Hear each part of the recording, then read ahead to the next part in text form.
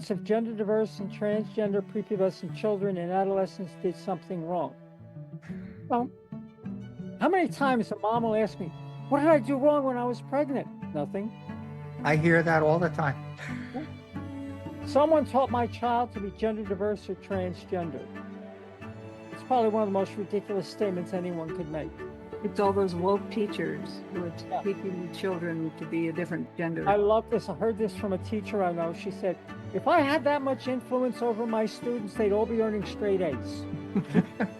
Exactly. It's ridiculous. What do you really know about people who are born transgender? Have you ever met someone who's transgender? Well, if you're like me, you're curious but hesitant to ask questions. Well, welcome to Demystifying the Transgender Journey. In our conversations with people who were born transgender, their families, friends, and the professionals who support them, we ask probing questions and discover insightful and educational answers. You can also find more information on our website, thetransgenderjourney.com. Now let's get right into today's episode. Well, thank you for joining us today for another episode of Demystifying the Transgender Journey, brought to you by Women Who Push the Limits. I'm your host, Lynn Murphy. I am an author and a speaker, and now just such an exciting job being a podcast host. And our co-host is Wendy Cole, who transitioned at the age of 67. She is an amazing mentor, working with people who are transitioning and also who are going through life changes, because we're all going through life changes. And she's been through one of the most significant ones that there is. Our amazing guest today is a returning guest. We can't get enough of Dr. Diana Sorrentino. The first episode that she did was more about her life as an affirmed woman. And then the second episode she did, we were talking about the biology, since she's a PhD in psychology and in sociology. I'll have her give you her credentials in a minute. But today we wanted to talk to Dr. Sorrentino about myths of transgender. So Dr. Sorrentino, introduce yourself. Give us some of your credentials. You've got such an amazing resume, and we know you're the expert. Well, thank you, Lynn, and Wendy as well. As you indicated, I have doctoral degrees in sociology and psychology. I'm an affirmed woman. My life's evolution took place in January of 1990, just a little over 35 years ago. I've been researching and studying the neurobiology and physiology of gender diversity and transgender identities for over 40 years. And for over 35 years, I've been working with the medical and behavioral health care professionals, providing these individuals with gender-affirming care, as well as affording them opportunities for educational programs to expand their knowledge in this very important area. And during that 35-year period, I've also worked with individuals of a variety of ages, working into and through their gender affirmations, and most importantly, their families, their parents, to help them understand the root causes of an incongruent identity which originate in utero. I'm recognized as a subject matter expert nationally. My podcasts have subscribers in 82 countries. You'll hear more about that at the end of this program. So it's my honor and privilege to join you, Lynn and Wendy, to share my knowledge, my experience, my background, and to, as I like to say, dispel the myths, the hype, the hyperbole, the pathological assumptions, and the geopolitical arrogance that we're dealing with today. And we are dealing with so much of that, and heavy on the political arrogance. So we're going to dispel some of those myths today, and you are definitely the expert, the person to do that with your background, your education, your personal story, and all of your research. So what I'm going to be working through is I'll literally be reading excerpts from chapter 2 of my third book, Adolescent Gender Affirming Medical and Behavioral Healthcare. And we'll start with the first myth. Gender diversity, having a transgender identity, gender fluid expression, or non-binary gender identity is a new phenomenon. It has never happened before. But the reality is, there's nothing new about gender diversity. Gender diverse, transgender, gender fluid, and non-binary individuals have existed within cultures and societies for thousands of years. In chapter 1 of my book, I cover gender diversity throughout history. And if you look around the Pacific Rim, They do not conflate sex and gender the way we do. Mhm. But the gender binary, heteronormative identities, heterosexualism is all originated out of Western Europe, underscores a means of dominance and control over individuals. As a cisgender woman, I talk to people who are cisgender and have no idea about what we're talking about here. And a lot of times I'll hear, oh, there's so many more people coming out of the woodwork now who were born transgender, and they don't understand that this, like you're saying, has been something that's the natural part of the human experience. One of the things that I've heard people say is, well, with all the drugs that are now in our water system and in our food, that's changing the genes or changing the hormones in the bodies and creating all these people who are whatever term they want to use, transgender, gender divergent, that type of thing. Can you talk about that myth? Absolutely false, right? An incongruent gender identity commences in utero. Okay? We discussed this at length in our previous episode where you privileged me to be a guest. And it's nothing new.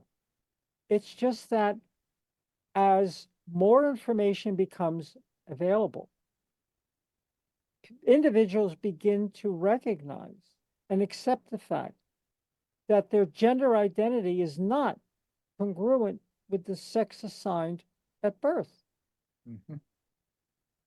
It's not that we're coming out of the woodwork, it's just that we're coming out of the closet. We'll go back 30, 40 years ago, 50 years ago. There was very little information available to the general public. So, like many of the adults that I work with, and Wendy, you'd fall into this category, repressed and suppressed their feelings, their identity, to the point of physiological and emotional and psychological harm Exactly. because they didn't understand, they did not have the support, they could not access resources. It's very different today. People are not willing to be molded into an identity which does not fit who they are as an individual. You know, all of this nonsense about drugs and chemicals in the water is, to put it bluntly, a bullshit excuse for something they do not understand and they really don't want to be bothered with. All right. The second myth, gender affirming medical care is unsafe and dangerous. Gender affirming care, previously referred to as transition related care, has been determined to be medically necessary, age appropriate, in addition to delivery of important life-saving health care for gender diverse and transgender individuals of all ages. Mhm. And as we discussed in our previous program, puberty blockers. Oh my God, they're unsafe. Puberty blockers have been used since the 60s for precocious puberty. It's nothing new. Another good myth. Anti-transgender legislation is to protect children. Oh, don't you love that one? When legislation attempts to regulate who is permitted to have access to gender-affirming care or any type of behavioral medical health care, politicians are inserting unfounded partisan ideologies based upon myths, hyperbole, pathological assumptions into private conversations. Their attempt is to enshrine discrimination into law with a total disregard for the established science, medicine, clinical, and scientific evidence supporting gender-affirming care. And then what happens when healthcare is removed from the person who was born transgender having access to that?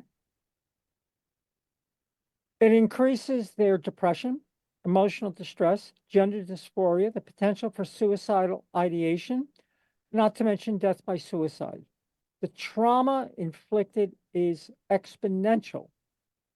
And lifelong. Yes. And that's what these politicians, people who don't know the science or don't want to admit the science, that's what they seem to want to inflict on the community. And I think that's absolutely cruel. Well, look what they did to the gay and lesbians in the 50s, 60s, and 70s. Yeah. So how do we get past that?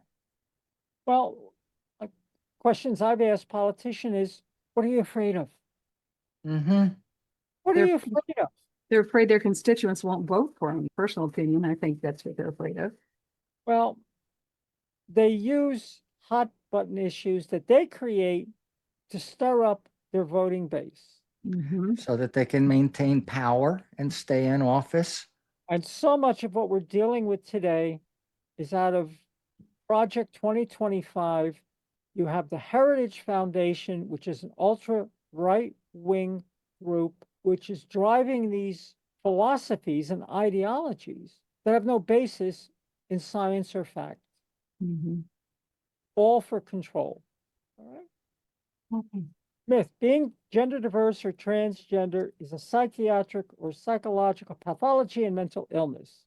Being gender diverse or transgender is not psychological pathology or mental illness as determined through scientific research and clinical studies, as reported by the American Psychiatric Association, the American Psychological Association, the American Academy of Pediatrics, the American College of Osteopathic Physicians, the American Academy of Child and Adolescent Psychiatry, just to name a few.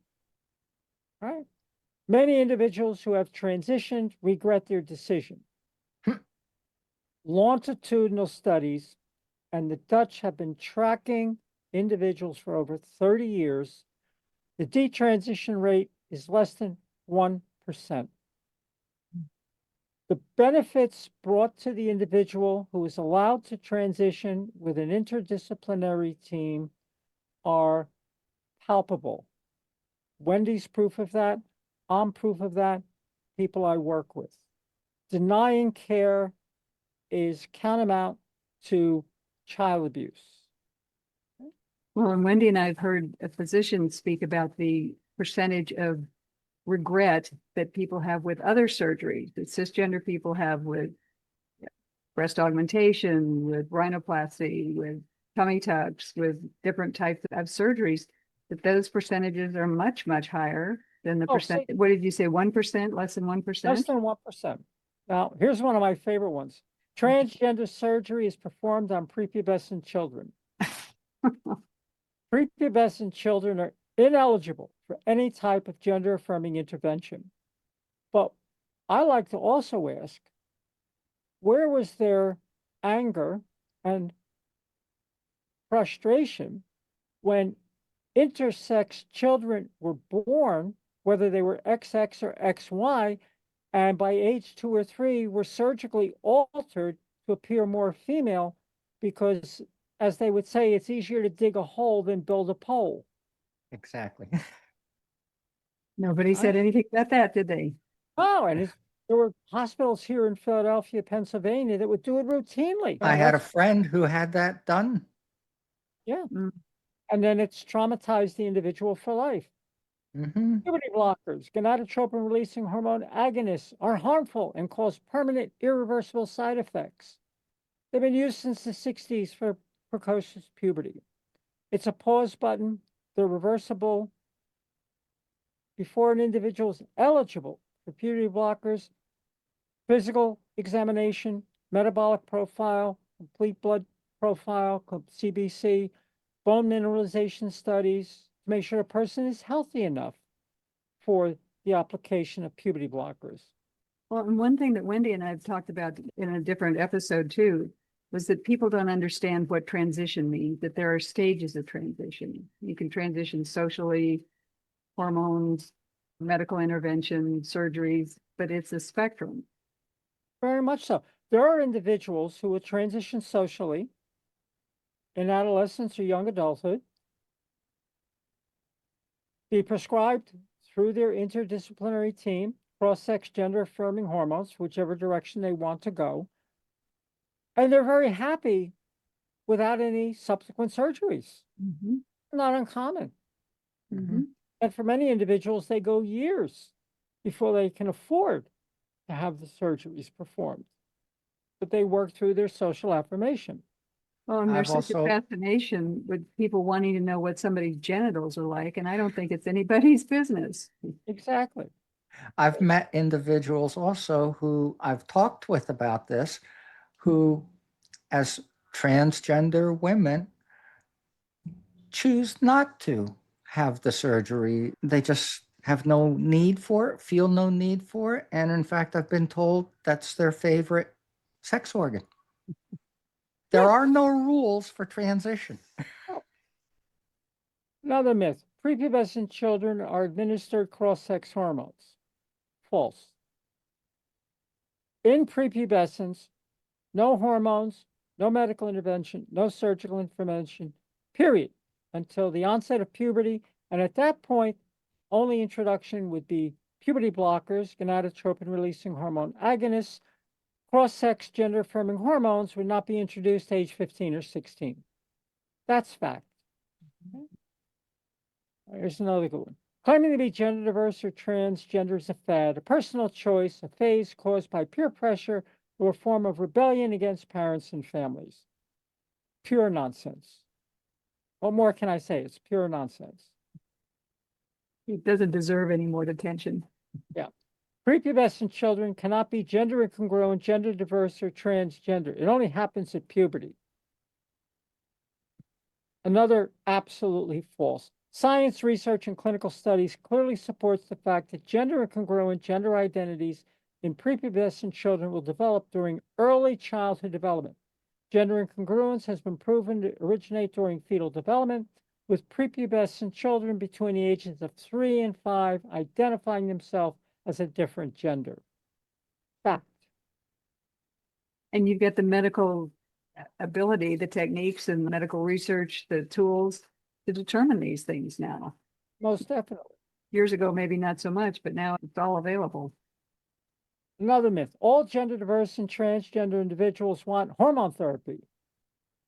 Some do, some don't. It depends on where their goal is. What is their evolutionary status going to be? All gender diverse and transgender individuals want surgical modifications. Another falsehood. Many go through their entire life maintaining their primary sex characteristics, their phenotype. I read an article about a transgender male who never had the surgery for the removal of the uterus and ovaries, and how comfortable he would feel with a full beard sitting in the waiting room at the gynecologist's office waiting for his appointment for the gynecological exam and a pap smear because he decided to maintain those organs. There are no rules. There's no rules. Gender diverse and transgender individuals hate their body. Only if they're forced into the mold that is incongruent with their gender identity. Exactly. The parents of gender diverse and transgender prepubescent children and adolescents did something wrong. Well, how many times a mom will ask me, what did I do wrong when I was pregnant? Nothing. I hear that all the time. Someone taught my child to be gender diverse or transgender. It's probably one of the most ridiculous statements anyone could make. It's all those woke teachers who are teaching children to be a different gender. I love this. I heard this from a teacher I know. She said, if I had that much influence over my students, they'd all be earning straight A's. Exactly. The parents that scream that out at school board meetings, I've seen that. When I lived in Pennsylvania, that I saw that in Bucks County. It's ridiculous.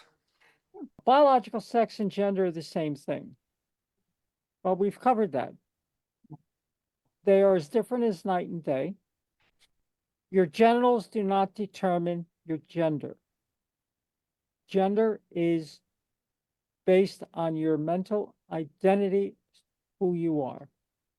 And whether you're cis, trans male, or trans female, it's not going to change. You cannot take a cisgender individual, assign male or female at birth, and convince them to be a different gender. It doesn't work. It's been tried. It does not work. And for the assigned female or male at birth that is identifying as an alternative gender, it's not going to change, and you're not going to convince them of it otherwise. Well, if they believe all that, then why don't the cisgender teachers in school influence the transgender children and make them cisgender? That makes as much sense as saying that someone who's transgender is going to influence. Ludicrous. Yeah. Knowing that someone is gender diverse or transgender means you know their sexual orientation. No. I know many affirmed women who are heterosexual and have relations with men. And like myself, I identify as lesbian. My relationship is with women. And there are those that are bisexual, pansexual, who bat on both teams. Mhm. Nothing carved in stone here. Famous cisgender people. I knew a psychologist early in my transition who, when I said a T can be an L, a G, or a B, or hetero, it took him 2 weeks to wrap his mind around that. Because, And he's a professional psychologist. listen, and this is important. You can go to Psychology Today and look up a psychologist, and you'll see them say transgender care, gender affirming care. They're checking a box. Mm-hmm. There's nothing to assure the person looking at that profile that the individual has actually been trained. Right. The damage these psychologists are doing because they do not know what they're doing is incredible. I receive phone calls from psychologists with questions, and I help them because I'm Mm-hmm. professional. And one was so off the wall. I asked him, I said, why are you working with the community when you don't know what the hell you're doing? Exactly. Because they want cash flow. Here's The my num- commentary on chapter 2 of my third book.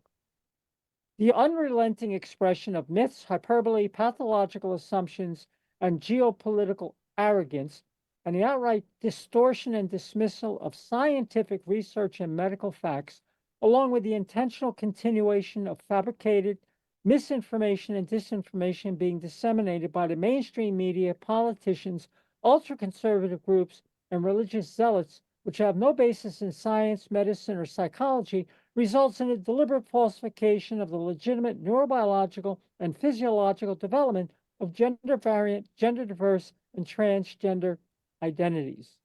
The intentional proliferation of this falsification is direct cause for the increased levels of suicidal ideation recorded to be as high as 70%, non-suicidal self-injury, and attempted suicide rates pushing as high as 40% within gender diverse and transgender adolescent populations. They are killing people. Mhm. And they're passing these laws saying they're protecting people, like the bathroom laws. We're protecting women and girls by passing these ridiculous bathroom laws. Well, let me ask you this question about a bathroom law. Is there a force field to prevent a cisgender male from going in? No. And they're the ones who are doing damage if there's damage being done. Yeah.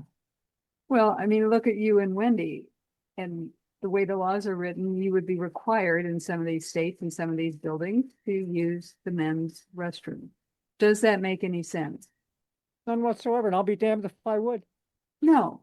And I never have. I would think you both would be at risk walking into the men's bathroom. Way more so. Yeah. So how are they protecting women and girls? It's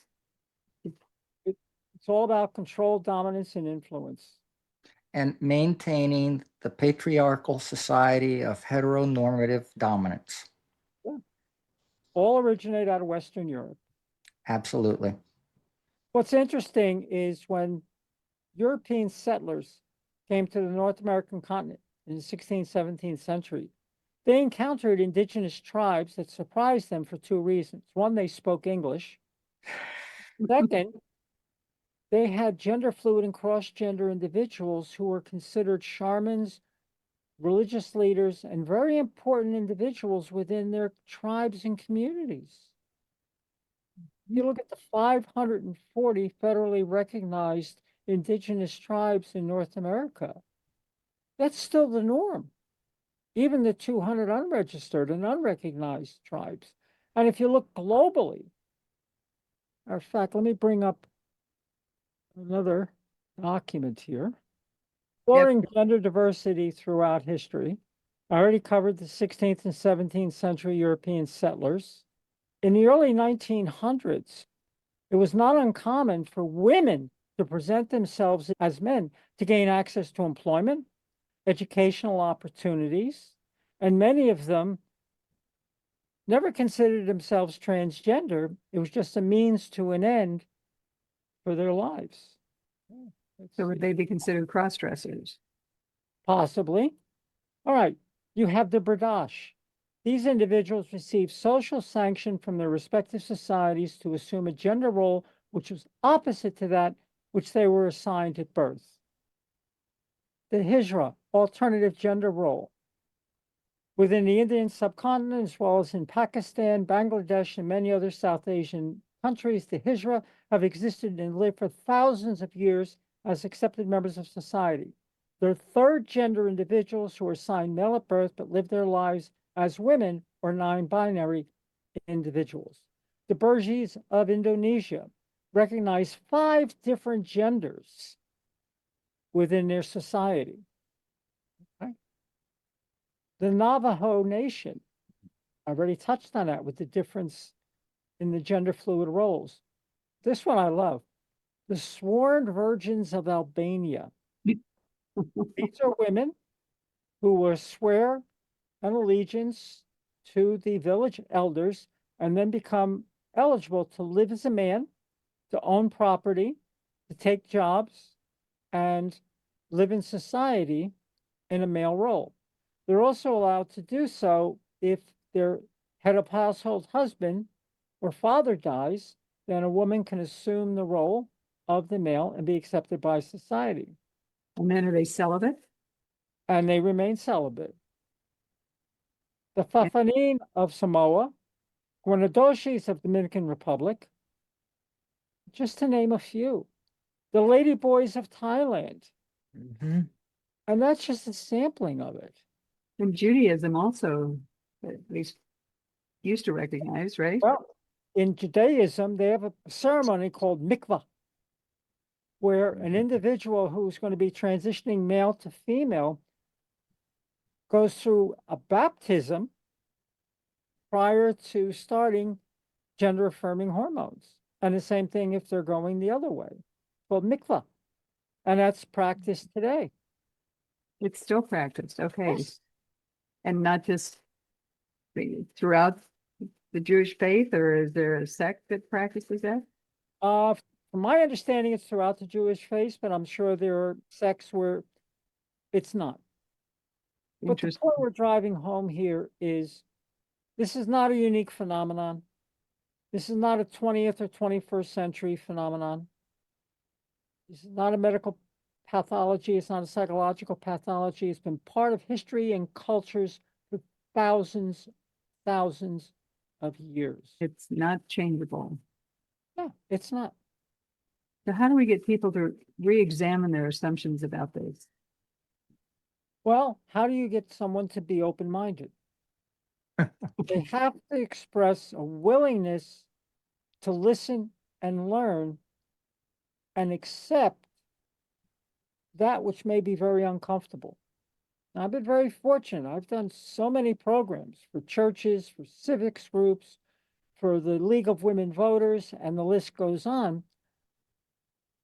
I've never had a problem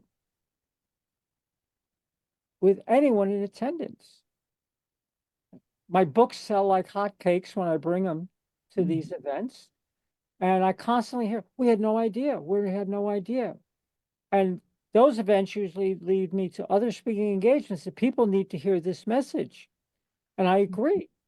But they have to be willing to sit down, open their mind a little bit, and listen to the facts. I'm very fortunate that I can bring tremendous credibility to my presentation because of my credentials, because of my history, and the fact that I'm an affirmed woman. It's a very powerful, dynamic combination.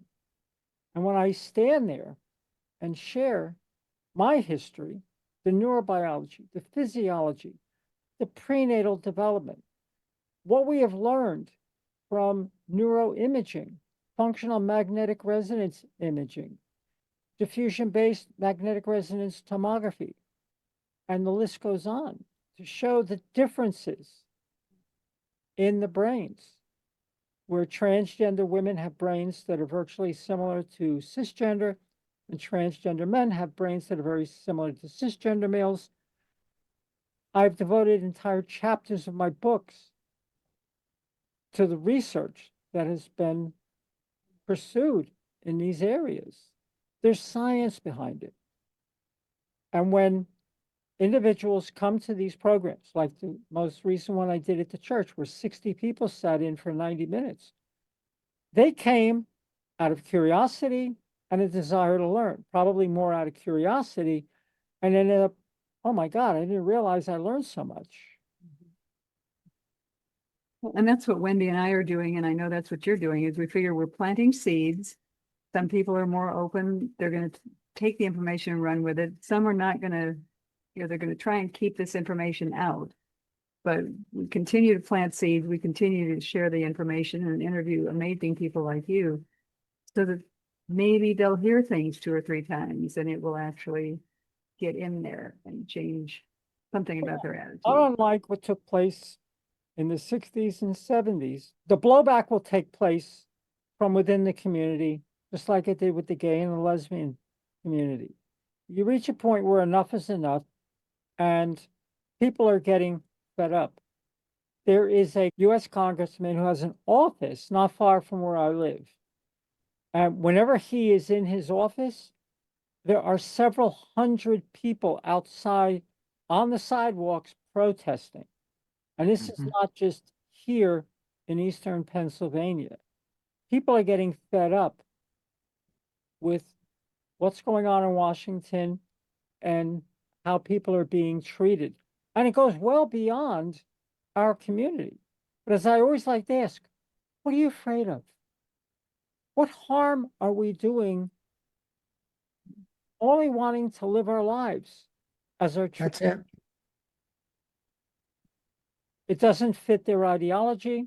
It doesn't fit their game plan and desire for patriarchic control, dominance, and influence. That's my paid political announcement. Oh, do we have to pay you for that? Oh, Well, you purchased my book. That's fine. I did, and it's fascinating. But, that's the reality, and I hope that what you're saying is true. I think that's always happened, is that there's the pendulum swinging too far to one side. And this is where I'll be a little critical of our own community. When I transitioned in 1990, I adopted the female binary. I moved on with my life professionally. I did not wear it on my sleeve. I didn't wave the flag. I didn't put myself in people's faces that I'm transgender. I just got on with my life. And the majority of individuals transitioning today want to do exactly the same thing. But then you have a cohort which they want to wear it on their sleeve. They want the world to know they're transgender. They want to wave the flag. And that's fine. But society is not quite ready for that. And they develop a pushback. I was recently interviewed, and I was in a conversation with 2 millennials. And I was talking about blending into everyday life. And that's one of the things I coach people to do. They said, that's all very well and good, but we choose not to. We want to break the heteronormative society. That's what we're doing. Well, they'll be successful probably another 20 to 50 years. But what happens when you get in somebody's face? It doesn't go well. You get pushback. What I found when I first transitioned is that people have no framework whatsoever for comprehension of what this is. So I gave up immediately trying to help people understand it. Give them enough information and a perspective that they can possibly move toward or change their perspectives in some way so that they begin to be more accepting of it. That's Other thing all I share, hope for. and I feel the community should be doing better at it. It's not often, but I once in a while be misgendered. I ignored it. I let it fly by. Because Mhm. if you respond to it, all you do is draw unnecessary, unwarranted, and dangerous interest in yourself when you Mhm. do something like that. Like I said, it's not often I'm misgendered, but it happens. Sir, oh, sorry, ma'am. I got a decent sized rack. So, once they move down, it was like, oh, I'm sorry. You ignore it. Don't call Right. unnecessary attention to yourself. Exactly. Well, Right? and it could happen with cisgender people too. Absolutely. People who look androgynous. I remember when I was doing some customer service training in casinos, and the trainer who was training us was talking to us about using people's names, not ma'am and sir. And the reason, he said, is because you might be wrong. Right. Exactly. And Uh, but if you make a that had mistake, nothing to do with the transgender. It was just about people's physical appearance. and if you make a mistake and you're corrected, you apologize. Try not to do it again. But why bring that much attention to yourself? Ignore it. Mhm. I mean, Yep. 35 plus years, I've had no issues. Zero. Mhm. I mean, I'm on a corporate engagement with a client down in Bensalem, Pennsylvania right now. I was interviewed for the job, hired, engaged for the position. I'm interacting with their entire staff. No issues. Because the way I share with these individuals in our communities, present yourself as you want to be presented professionally, treat people with respect. In the professional world, do your job, do what's expected. After a while, nobody's going to give a damn. Mhm. So do you think some of these people who are pushing this, outside the heteronormative, are they helping to move things in that direction, or do you think they're setting things back Right overall now, I think they're doing more harm than good. right now? Okay. It's not helpful. Okay. Society at large needs time to And digest what's taking place, come to a realization of the fact that this is real, it is normal, it's not a pathology. But whenever anyone gets in somebody else's face, they automatically go in defensive mode. and especially today in the social and political arenas, once you get into their face, that just reinforces everything they're hearing from the right-wing media. Some people equate getting in your face with pride parades or, transgender day of Remembrance. yeah, those types I of have things. no problem with Transgender Day of Remembrance. Right. I have no problem with a pride parade because pride is more than just gender diversity or transgender. I have no issues with those. A lot of my gay friends used to even say they don't need a pride parade. They're proud every day. Right. Today, I do see tremendous value in the pride parades, and they're going on around the world, and their Mm-hmm. attendance is phenomenal. We're talking hundreds of thousands of people. Whether it's the politicians or the general population, you know, this is not a closeted issue. This is not something that is unique or abnormal. It's part of society. When I was considering transitioning in the early 70s, there was no question. I'm binary. And I was going to live my life as a woman. That was it. Yeah, And that's what I did.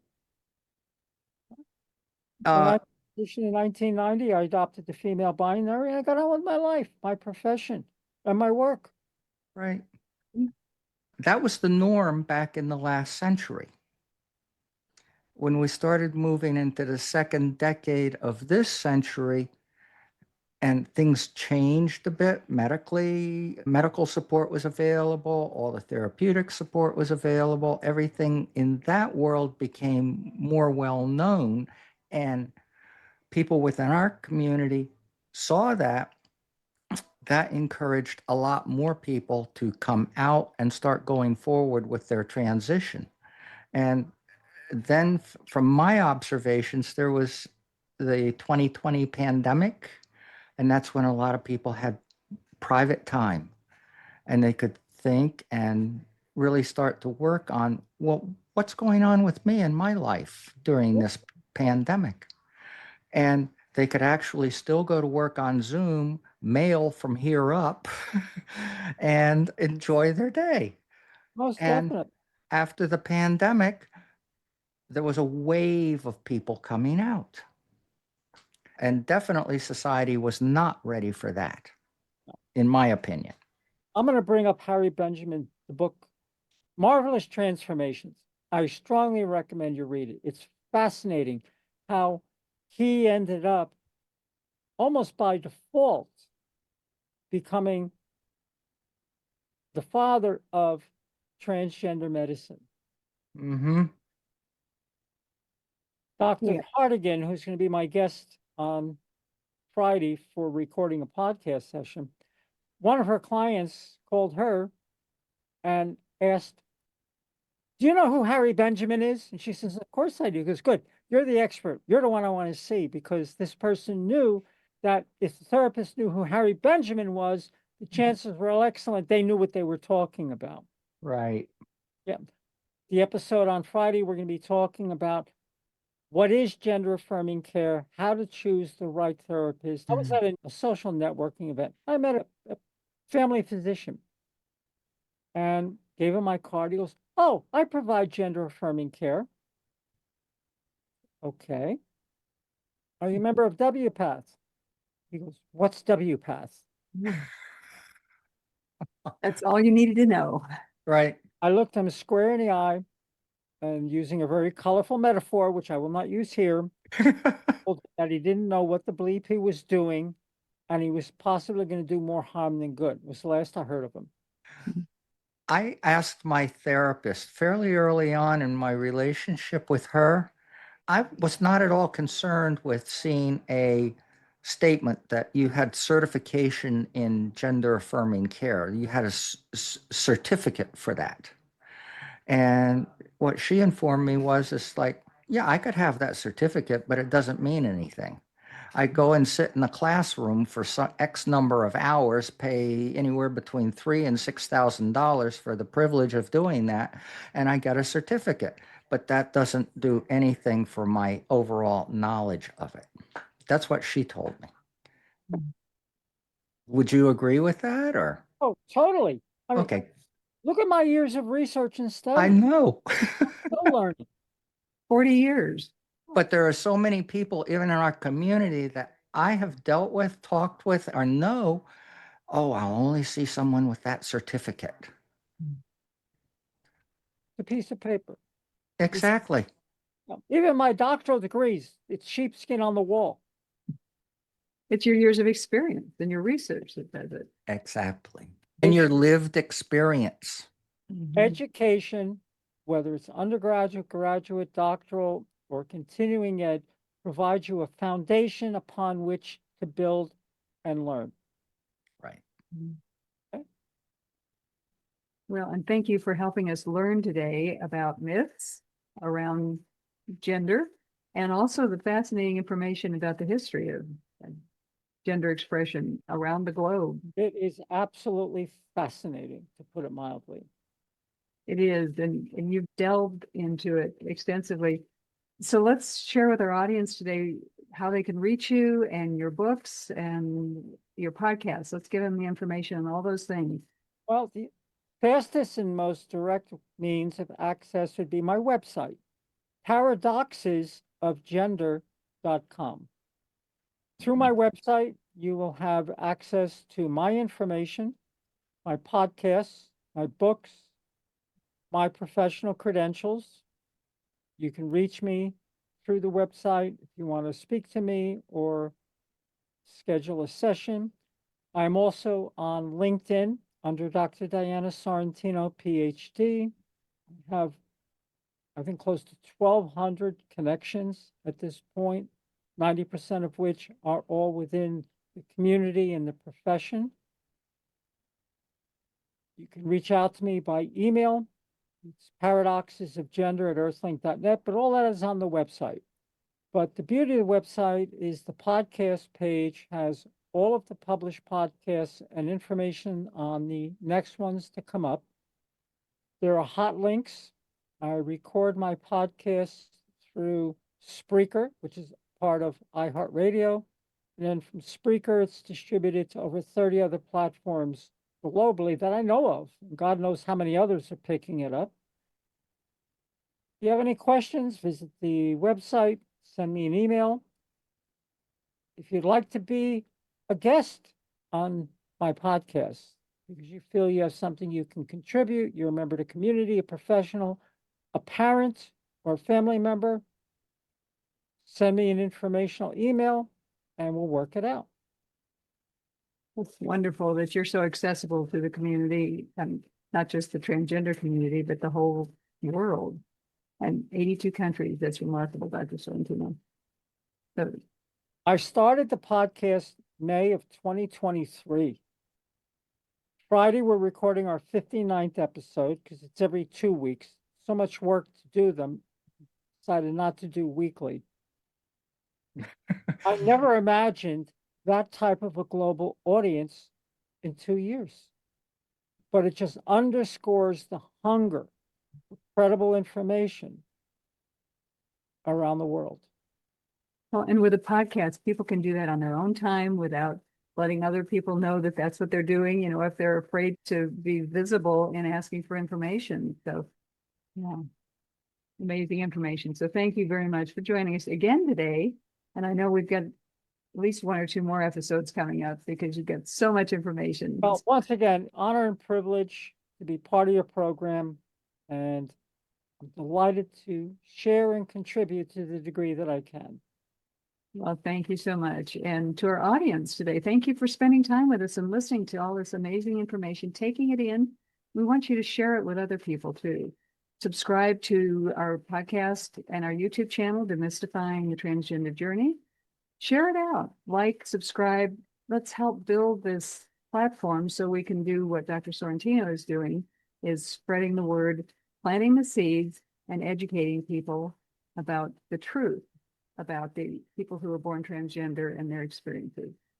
I'm your host, Lynn Murphy. Your co-host is Wendy Cole. We've just been delighted to have this conversation today, and we look forward to seeing you the next episode. If you subscribe, you will get notification of that. So we will see you next time. And remember, until then, stay curious and stay kind. Thank you for joining us today on this episode of Demystifying the Transgender Journey. Remember to subscribe so you don't miss a single episode of our fascinating interviews.